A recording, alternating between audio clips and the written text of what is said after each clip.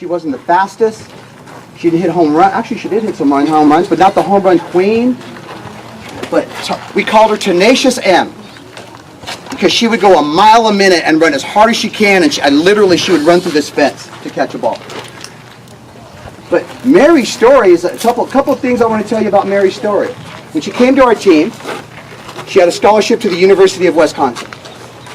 And back then, just because I knew how good she was, because I'm really not that kind of coach, but I asked her if she wanted to open up maybe another option because I knew how good she was. And she told me, no, I want to go to Wisconsin. I want to leave a legacy there. Remember I talked about you inside the firecracker name? What are you going to leave inside that name? Mary's already put her name inside your chest. She's already done it for us.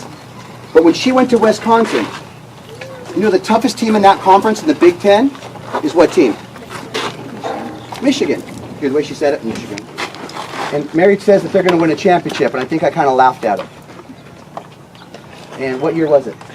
2013. Was that your junior, senior? Junior year. And what happened? We won the Big Ten tournament. And they were conference champions.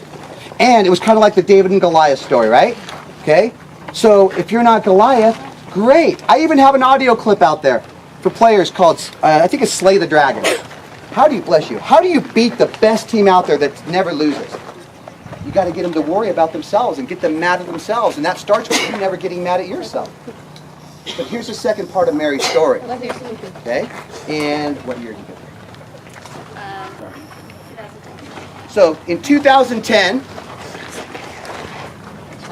you tell them the story. I just graduated high school. We went to Colorado. We won the tournament. We went to Canada. We won the tournament. And we had a couple weeks before the premier tournament. And I found a lump on my throat. And I was diagnosed with thyroid cancer 3 weeks before I was supposed to go to my freshman year at Wisconsin. Now imagine right now that that's your story and something like that happens and all of a sudden your world has changed because when you hear the word cancer, your worst thoughts take over, right? And you fear for your life. I'm going to beat it like I have everything else in life. And it was this, I'm ready for her to just, and she'll tell you she had her emotions, but think it, feel it, don't say it or show it. I'm going to beat it, just like everything else. And the end of this story is, so she was going for her last body scan. Remember when you came in, you had the guy, Ron, sitting down there. She came in, and I think she wanted to use the cage. She was feeling better, and she was going to get her last picture taken, okay, to know if the cancer was all gone. And that's that last picture. So if it's not all gone, it comes back like you never know with it, right? And so she comes into my warehouse, and I had a dad who was out of work and kind of feeling it because we can't provide for our families. We know how we feel. And he was sitting in there talking to me, and he was a little in the doldrums, and he was just kind of, and Mary comes in and says, "Hey, Tony, can I use cage 2?" And she was getting herself ready to hit. And then I asked her what was going on, and she says, "I'm going to have my last picture taken." I said, "Well, what's the process?" She goes, "Well, they're going to tell me if it's all gone or not." And I said, oh, no, she said this to me. She goes, "As far as I'm concerned, they're going to tell me what I already know. It's gone." Even before the last picture was taken, which how many of us I can't even imagine myself being that tough. I'd be so scared that it's not gone yet. As far as I'm concerned, it's already gone. They're going to tell me what I already know. Now I had the dad sitting in the chair, and he looks up, and Mary's standing like this. And he says, "Young lady, you don't know me, but I got to be honest with you. I've been a little down on myself. But after listening to you walk in here like that, I'm going to tell you right now, I'm never going to feel sorry for myself the rest of my life."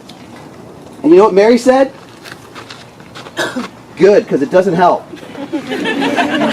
"Tony, can I use cage 2?" And then she just walked out, and I looked at him, he looked at me, and I said, "My God, dude, she just taught us something like, are you kidding me?"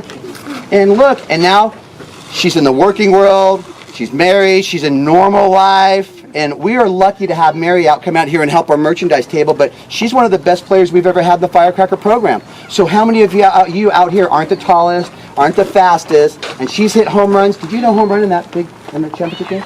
No. No? Did you play well? No, I actually didn't.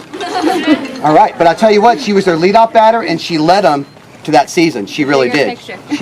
She was their team leader.